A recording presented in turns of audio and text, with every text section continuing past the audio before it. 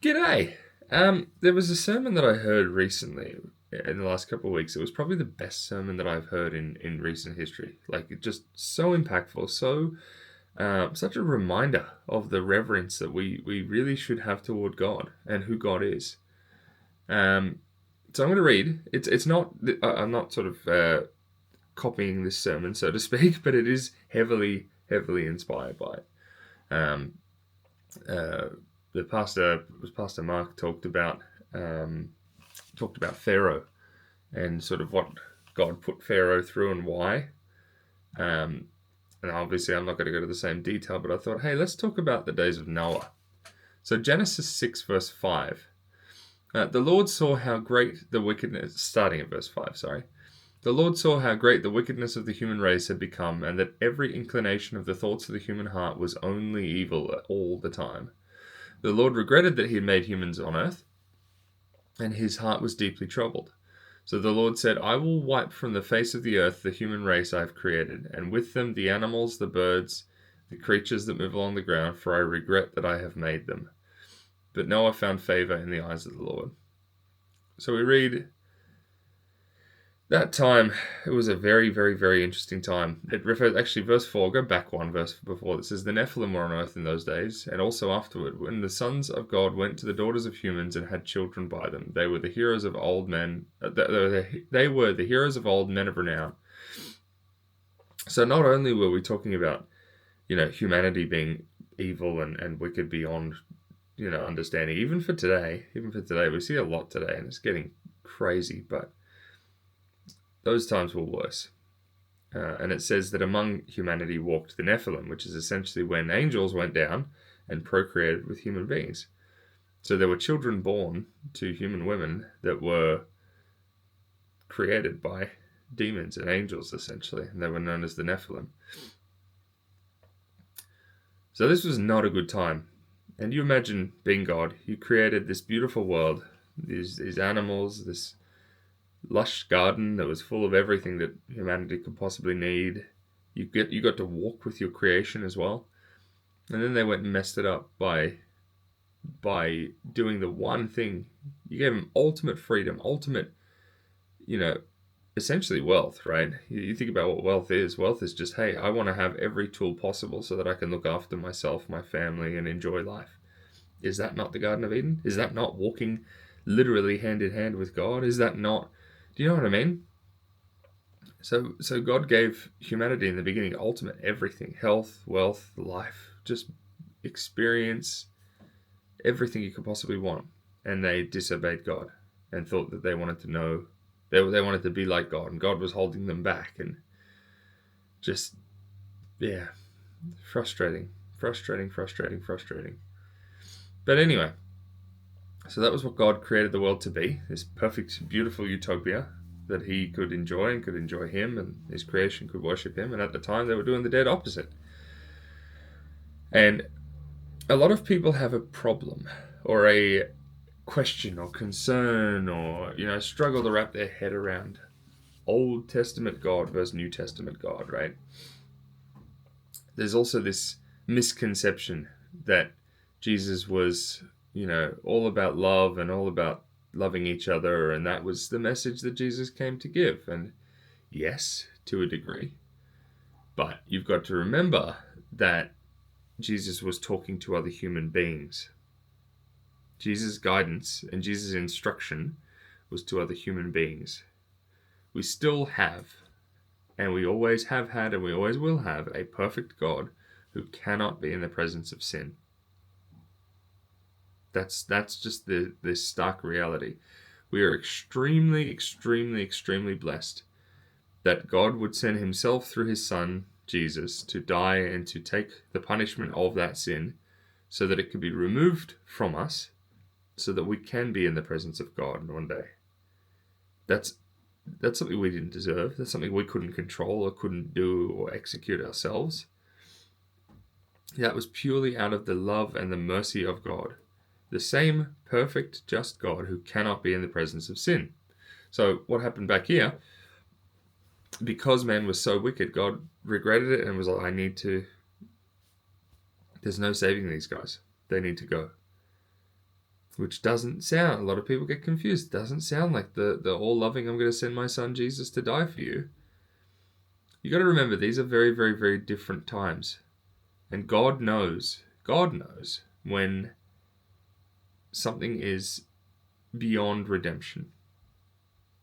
And I'm not going to put words in God's mouth, obviously, but you look at this. So the Lord regretted that he had made human beings on earth, and his heart was deeply troubled. So the Lord said, I will wipe from the face of the earth the human race I've created, and with them the animals, the birds, and the creatures that move along the ground, for I regret that I've made them. So there was not a single person, except verse 8, where it says, but Noah found favor in the eyes of the Lord. There was not a single person who was following God to any degree but Noah. And the entire earth. Crazy. Verse 5. Every inclination of the thoughts of the human heart was only evil all the time. That's pretty bad. There's no room for redemption there. So, what happens when there is no room for redemption? We learn. God takes action. You got to remember who this God is that we serve. Yes, this God is Jesus Christ, who came, who died for our sin, and who asks us to follow him and to share the gospel. This is what we're called to do. But you got to remember as well that there is a point at which even back in the garden, there was a choice. God gave everything to humanity. God gave life. God gave the perfect partner in terms of creating man and woman. God created beautiful animals. Garden that was based on the curse. It reads that it was a lot easier to work that garden. You'd have a lot more fruit. Everything. This is what God wanted for his creation. But we were given a choice, and we chose the wrong thing.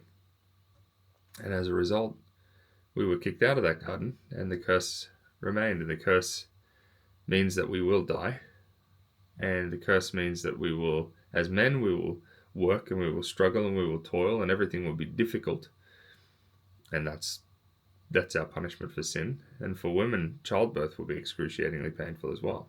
And that's the female punishment for sin.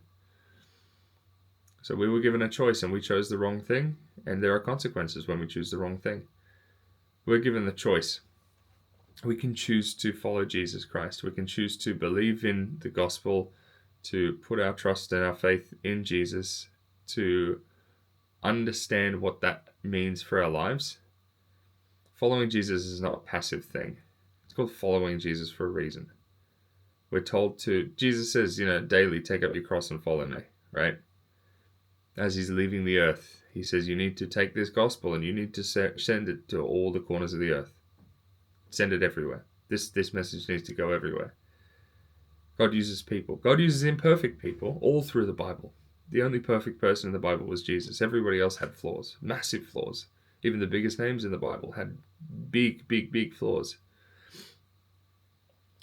But Jesus uses those people who choose to follow him to do his will. That's what we are told to do. This is what I keep going over with people. People that I love don't understand what I'm trying to say when I say this, but when Jesus died and came back, and that was it. Jesus won. Jesus defeated sin and Satan in that moment. What's happened since? There's been 2,000 years of us still being born into sin, us still suffering on this earth. Why? My understanding is that last command that Jesus gave before he left. We need to take this message into the entire world. We need to go everywhere with the message, with the gospel of Jesus, to share the truth, to draw as many people close to him as we can. That's what we're supposed to be doing. But what happens? Again, what happens when you hear the truth and you reject the truth? We hear this, right? In the recount of Noah and the flood. The pastor that I was listening to was talking about Pharaoh. Now Pharaoh had heard all about the God of the Israelites, and he still treated the Israelites terribly. Exodus opens with him killing the firstborn son of every Israelite. And then, of course, just before the Israelites leave Egypt, that's the last of the 10 plagues, is God takes the firstborn son of the Egyptians. He says, you take my sons, I take yours. We are told to, if somebody slaps us, we turn the other cheek, right, as humans. But the Bible also says that vengeance is the Lord's. Vengeance belongs to the Lord. So when we hear, a perfect God taking an eye for an eye, it's not a bad thing. You got to remember, this is the same loving God. This is the same loving God. If our Lord is perfect, which he is, he can, it makes sense that he cannot be in the presence of sin. People always give the analogy, and this is not biblical, this is just an interesting perspective. Anybody can choose to follow Jesus. You talk about the first Christian, so to speak, was the first person to enter heaven would have been the robber on the cross next to Jesus. A career criminal who was put to death for his crimes was the first person to enter the kingdom of heaven. Now, people will bring up extremes, okay, cool, if Hitler turned into a Christian, could he have gone to heaven? Yeah. But it's not, I struggle with this. It's not as simple as, oh yeah, sure, I believe in Jesus. I believe, because this is where there's a lot of confusion as well. And something I've been trying to work through is putting your faith in Jesus is not just words. Jesus knows your heart, right? So if the Hitler that we knew that existed had said, "Oh yeah, I believe in Jesus and I'm this, and I'm that," Jesus would have known his heart. He would have gone, if you believe in me and if you were really following me, you wouldn't have done what you did. This is the reality. It's not our works. It is definitely not our works that save us, but our works should be a reflection of what's inside us, of who is inside us, right? If Jesus really is the King of our lives, then that will flourish on the outside. It's not our works that save, it's the works that are proof of what's going on in our heart, and that's what God sees. And what happens, right? If we are given all of these opportunities, I think I went on a little bit of a tangent there. What happens when we're given all these opportunities? We hear about God, we are given time and opportunity to follow God, and then the time comes where our life ends, or the time comes where God comes back. There's an answer.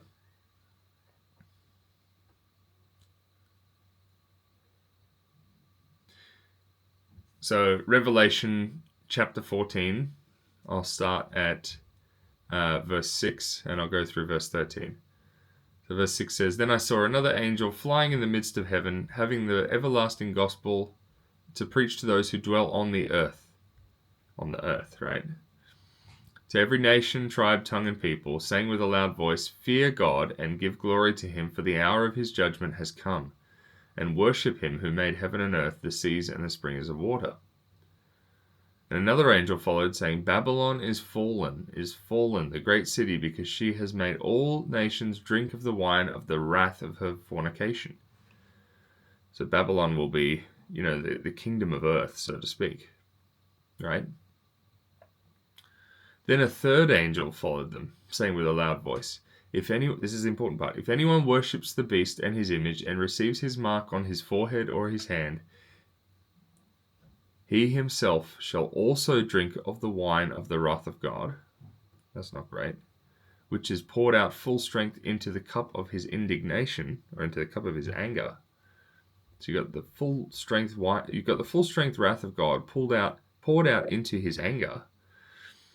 "He shall be tormented with fire and brimstone in the presence of the holy angels and in the presence of the Lamb." That's the part I'm going to come back to. "And the smoke of their torment ascends forever and ever. and they have no rest day or night, who worship the beast and his image, and who receives the mark of his name. Here is the patience of the saints. Here are those who keep the commandments of God and the faith of Jesus. Then I heard a voice from heaven saying to me, Write, blessed are the dead who die in the Lord from now on. Yes, says the Spirit, that they may rest from their labors and their works follow them. So the part I really wanted to come back to, and the part, again, this comes from the other sermon that I listened to. It says, if anybody worships the beast, gets the mark, he shall drink the wine of the wrath of God, poured out full strength into the cup of his indignation, and then he shall be tormented with fire and brimstone. Right, that's hell. In the presence of the holy angels and in the presence of the Lamb being Jesus, right? So people who actively rebel against God, in other words, you hear the truth, you learn the truth, and you reject it. The punishment for sin is death, right? So those who reject Jesus Christ will go to hell. But then you will suffer forever in the presence of the holy angels and in front of Jesus. Why? How is that? That doesn't make any sense, right? This is the thing. Jesus was sent. Jesus, became human as God, so that out of love. God didn't have to do that. There was no need for God to come down as a human being, to humble himself in that way as a human being, to die, for God to die, to cover the debt of his creation. That was not necessary. That was purely out of love. That was out of love and justice. God cannot be in the presence of sin. That's why when Jesus died, you hear him on the cross say, Why have you forsaken me? Because at that point, Jesus took on the sin of the world, and God cannot be in the presence of sin.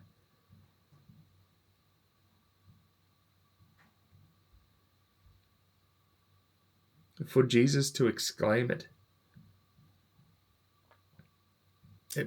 I can't imagine what that would have felt like, being so connected to the Father through his entire life, and then suddenly that presence disappearing.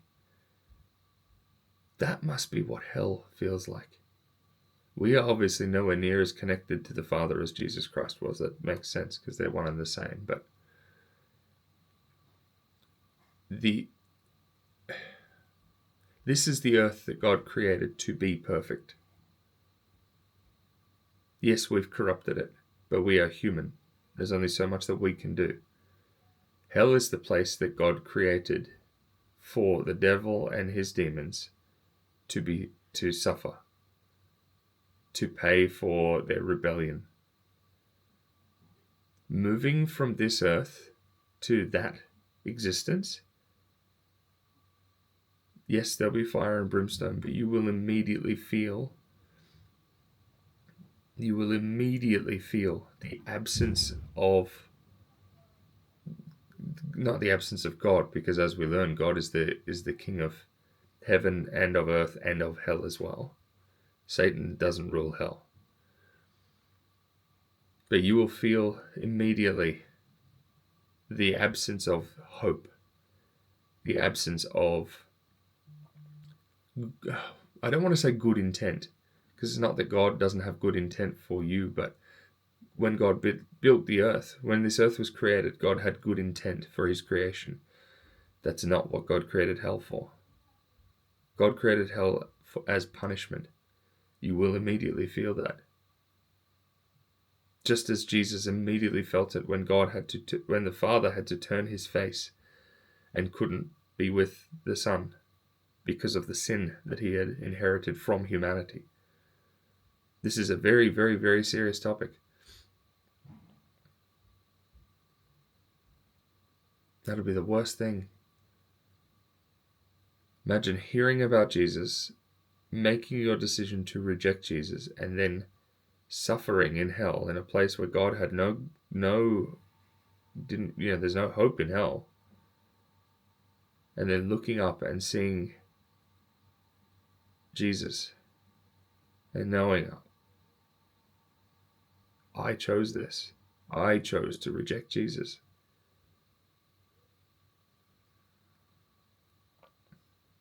Even harder again, from the perspective of God, seeing your creation and wanting to wipe it out. We read back in Noah. God regretted what he had made, and his heart was deeply troubled. The Revelation also says that he's going to wipe away every tear from humanity, but Jesus has to witness hell for eternity. That's heartbreaking.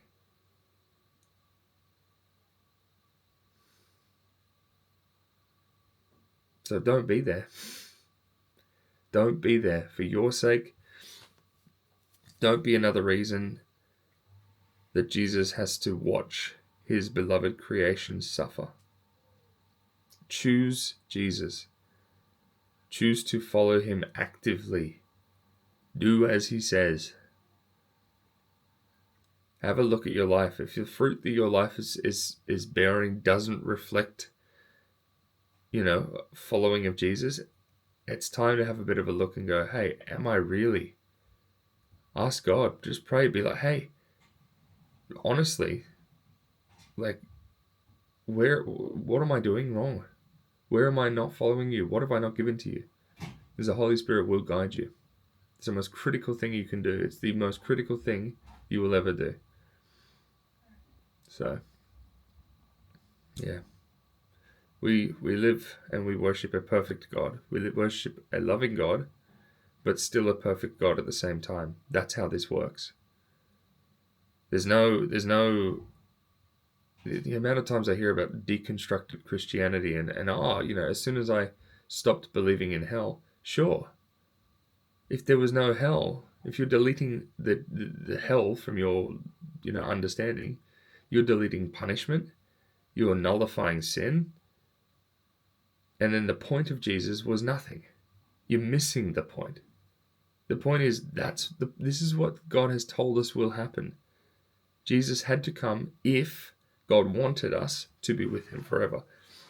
And God loved us enough that he did. And there was only one way to save humanity once we messed it up. So take it seriously. Hell is a real place. Hell is awful. And unfortunately, I can't imagine in the presence of the Lamb. Imagine being Jesus, going through everything you went through, and then still having to watch your beloved creation burn forever. It's heartbreaking. Take it seriously.